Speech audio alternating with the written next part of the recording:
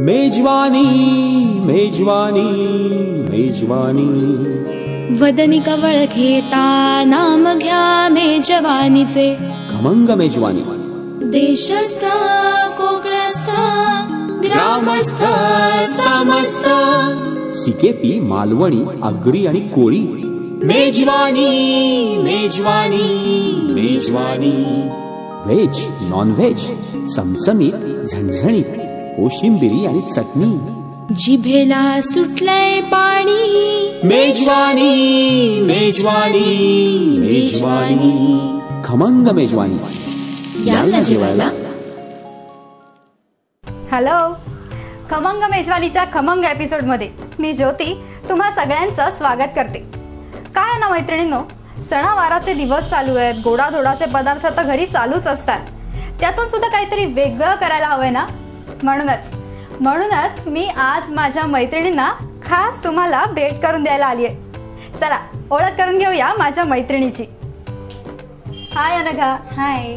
आता आपल्या दोघींची ओळख आहेच ना. हो, पण माझ्या मैत्रिणींना सुद्धा तुझी ओळख करून दे ना. हो ठीक आहे, देते ना. नमस्कार, मी अनघा झिंजे. मी पेंडला राहते आणि मी आता सध्या TY BCom लास्ट इयरला आहे.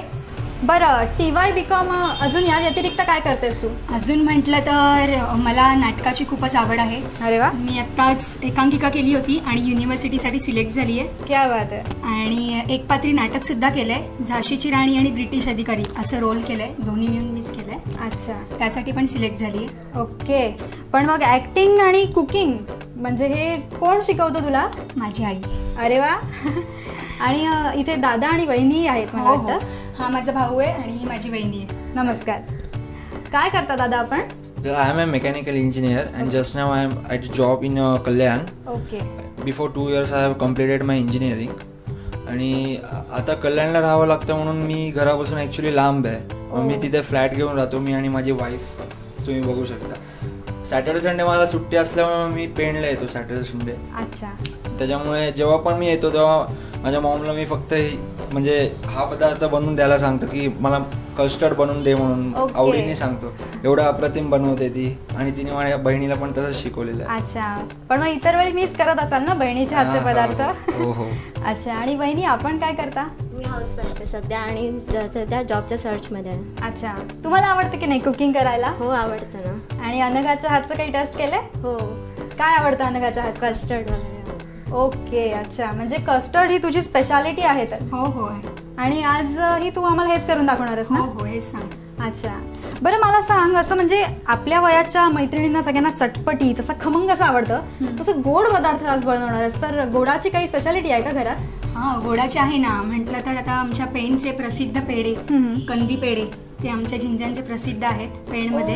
कुठेही कोणालाही विचारलं तरी झिंजांना आमच्या पेढ्यांमुळेच ओळखतात. अच्छा. खूपच स्पेशालिटी आहे पेढे म्हणजे. ओके. मग ते कोण बनवतं? माझे बाबा बनवतात. अच्छा. स्वतः बनवतात. अच्छा अच्छा. म्हणजे कंदी पेढे जे आपण पेंडची स्पेशालिटी समजतो ते तुमच्या घराण्याची आहे. हो. म्हणून मग गोडाची जास्त आवड आहे का तुला? हो. आणि गोडाशिवाय इतर कुठली टेस्ट आवडते? तिखट सर्व टेस्ट आवडतात. अच्छा. मला तर असं माहिती आहे की तू बाईक रायडर वगैरे आहेस, बाईक वगैरे चालवते. खूपच आवडते. मग असं स्पायसी वगैरे सुद्धा आवडत असेल ना तुला? आवडते ना. चायनीज. अच्छा, चायनीज आवडतं का? ओके. बरं, तुझ्या भावानी जसं सांगितलं आता की तू काहीतरी कस्टर्ड वगैरे बनवून दाखवणार आहेस? हो हो, मी फ्रूट कस्टर्ड बनवून दाखवणार आहे आता. Fruit custard. ओके. अच्छा. मग करूया सुरुवात? हो, करूया. बरं, आता माझ्या मैत्रिणींना सांग, यासाठी आपल्याला काय काय साहित्य लागणार आहे? सफरचंद, दूध, कस्टर्ड पावडर, साखर, केळं, चेरी, मनुके, बदाम, काजू आणि वेलची पूड. ओके. म्हणजे जवळजवळ सगळे माझ्या आवडीचे पदार्थ आहेत. हो. अच्छा. काय करायचंय आपण सुरुवातीला? सर्वप्रथम या कोमट दुधात साखर आणि कस्टर्ड पावडर आपण मिक्स करणार आहोत. अच्छा. आणि मग ते म्हणजे हलवायला लागेल ना ते घालून? म्हणजे गुठळी होईल ना त्याची? हलवायला लागेल. अच्छा. आणि दुधाचं टेम्परेचरही अगदी व्यवस्थित पाहावं लागेल ना? नाही एकदम स्लो गॅसमध्ये ते करायचं. अच्छा.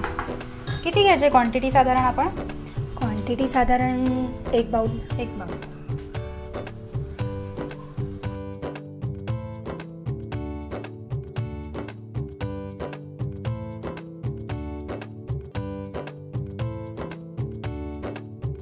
बरं अनघा, याच्यात आपण क्वांटिटी काय घेतली, म्हणजे किती दूध घेतलं तू? दूध 1 पिशवी दूध घ्यायचं, अर्धा लिटर. अर्धा लिटर. हां. आणि त्याच्यात custard powder? Custard powder 1 bowl हा एवढा साधारण. Okay okay. 1 बाउल साखर. अच्छा. आणि मग ते नीट घोटळून घ्यायचं. म्हणजे प्रमाणही त्याचं व्यवस्थित जमायला लागत असेल ना? प्रमाणानुसार टाकायला लागतं. असं कमी जास्त झालं तर मग लगेच टेस्टमध्ये फरक पडतो, पदार्थ बिघडतो. आणि घोटूनही व्यवस्थित घ्यावं लागत असेल. गुठळी राहता का म्हणे? हे गॅसवरती नाही घोटाळायचं, असं म्हणजे अगोदर घोटून घ्यायचं. त्याच्यानंतर मग ते आपल्याला असं कळलं की हे पूर्णपणे मिश्रित झालेलं आहे, सगळं एकजीव झालेलं आहे. त्याच्यानंतर मग गॅस चालू करायचं आणि स्लो गॅसवरती ते हे मिश्रण जाड होईपर्यंत चालू. म्हणजे दूध, साखर आणि कस्टर्ड पावडर हे आपण एकत्र करून मिक्स करून घ्यायचं, चांगलं गुठळी राहू द्यायची नाही. आणि मग ते एकत्र मिक्स झाल्यानंतर मग गॅसवरती. हां. आणि मग ते दूध आटवायचं ना? हां, दूध आटवायचं. ओके. ते जाड झालं पाहिजे मिश्रण. अच्छा. ते कस्टर्ड पावडरमुळे त्याला ऑरेंज असा कलरही येतोय ना? हां. अच्छा. ह्याच्यामध्ये अनेक प्रकार येतात कस्टर्ड पावडरमध्ये, स्ट्रॉबेरी, व्हॅनिला. अच्छा. त्यात मी व्हॅनिलाचं करते. व्हॅनिला यूज केलं म्हणजे आवडीप्रमाणे ना? हां, आवडीप्रमाणे प्रत्येकाच्या.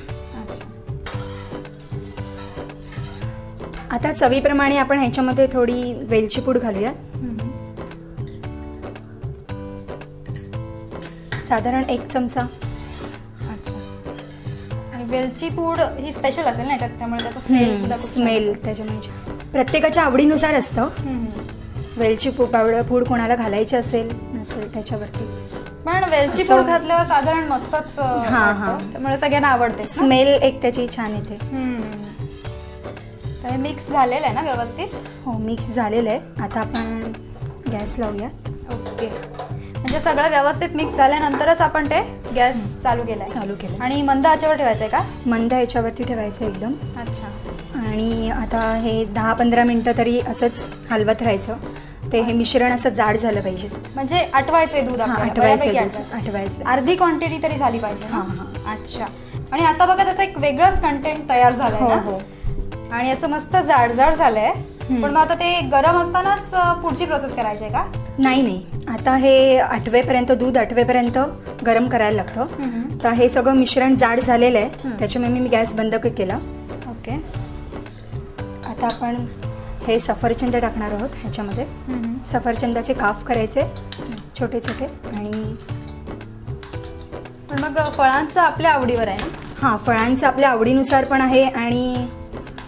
आणि म्हणजे सीझन वाईज जसे फळं येतात, द्राक्ष वगैरे आता आपल्याला सध्या मिळणार नाहीत, पण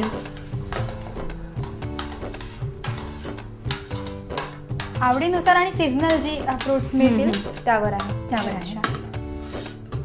पण मग असं नाहीये का अनघा की कुठलं एखादं वेगळं फळ घातलं आणि त्याच्यामुळे हा पदार्थ बिघडला, असं कधी झालंय का? हां, ह्याच्यामध्ये आपण आंबा नाही टाकू शकत, परत सीताफळ. अच्छा. असे नाही टाकू शकत. त्याच्यामध्ये साधारण टाकलं तरी केळं, सफरचंद आणि द्राक्ष असे फ्रुट्स टाकू शकतो आपण. म्हणजे पाहिलं ना मैत्रिणींनो, एक डेझर्ट प्रकारचा असा हा पदार्थ आहे. हो. आणि जसं अनघाने आपल्याला सांगितलं याच्यात द्राक्ष, सफरचंद, केळं ही फळं चालतील, पण सीताफळ, आंबा अशी फळं चालणार नाही, नाहीतर पदार्थ बिघडेल ना? बिघडेल. आणि टेस्ट ही अगदी वेगळीच येईल ना? म्हणजे आंब्याचा फ्लेवर आणि कस्टर्ड पावडर घातलंय. आणि हे उपवासासाठी एकदम म्हणजे आवडीने खातात. आता ज्यांना म्हणजे आता बटाट्याची भाजी वगैरे असं खाऊन कंटाळा आला असेल तर त्यासाठी हे एकदम बेस्ट आहे त्यांच्यासाठी. म्हणजे उपासाची आपली सोय झालेली आहे, मस्त आपण उपासाला सुद्धा हे वेगळं काहीतरी असं बनवून खाऊ शकतो. आणि त्यात असं टेस्टी. हो. खाताना थंड वगैरे करायचं असेल ना हे? हो. आता हे सगळं हे फ्रीजमध्ये ठेवून द्यायला लागेल आपल्याला एक अर्धा तास तरी. ओके. म्हणजे आता हे फ्रुट्स घालून आपण फ्रीजमध्ये ठेवायचं. अच्छा. ते थंड झालं की मग त्याच्यामध्ये आपण काजू, बदाम वगैरे. अच्छा, असं. ओके. म्हणजे आपल्याला आवडणारे ड्रायफ्रुट्स आहेत ना, ते घालण्यासाठी आपल्याला थोडं वाट बघावी लागेल ना? हो, वाट बघावी लागेल. थंड व्हावं लागेल, त्यानंतर आपण ते ड्रायफ्रुट्स त्याच्यात टाकणार आहोत. बरं, आपण आता आपलं मिश्रण अगदी व्यवस्थित तयार आहे. आता आपण ते फ्रीजमध्ये थंड करण्यासाठी ठेवतोय, तोपर्यंत आपल्याला थोडीशी वाट बघावी लागेल. घेऊया एक छोटासा ब्रेक. खमंग मेजवानी. काय बाबा काका मामा आजोबा सगळे आजकाल खुश असतात, कारण आई काकी मामी आजी न चुकता खमंग मेजवानी बघतात. सोमवार व गुरुवार दुपारी 1:30 वाजता. वहिनी तुम्ही नाराज होऊ नका. आम्हाला माहितीये तुम्हाला दुपारी 1:30 वाजता शक्य होत नाही, म्हणून तीच खमंग मेजवानी घेऊन आम्ही पुन्हा येतोय मंगळवार आणि शुक्रवार सायंकाळी 6 वाजता. चुकवू नयेच अशी खमंग मेजवानी. खमंग मेजवानी. ब्रेक नंतर पुन्हा एकदा सगळ्यांचं स्वागत. आपण मगाशी जाण्यापूर्वी मिश्रण फ्रीज मध्ये ठेवलं होतं, आता ते मस्त थंड होऊन आलंय. चला बघूया पुढे काय करायचंय ते. आता आपण हे काढून घेऊयात एका बाउलमध्ये. असं मस्त फ्रीज मधनं थंड होऊन आलंय. हो हो, थंड काढून आले आपण. ओके.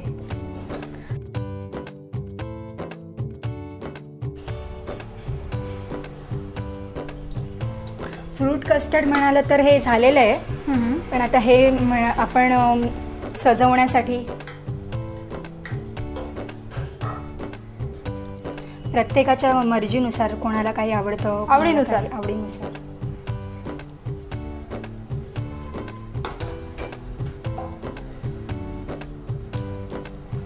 हे बदाम घालतेस ना तू? हां, अच्छा.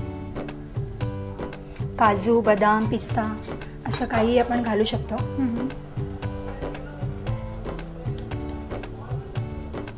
मनुके. आणि सगळ्यात शेवटी ह्याच्यावरती चेरी लावूयात. आणि हा झाला आपला फ्रूट कस्टर्ड तयार. वाव. मेजवानी मेजवानी मेजवानी मेजवानी मेजवानी मेजवानी.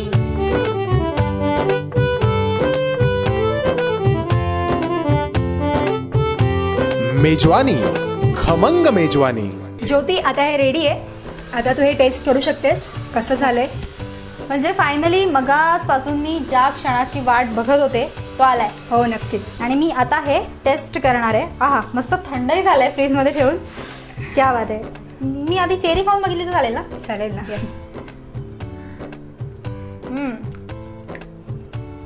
फ्रूट कस्टर्ड, क्या बात आहे. असं भरपूर ड्रायफ्रुट्स वगैरे असतात ना, मज्जा आहे खाणाऱ्यांची. आता माझी.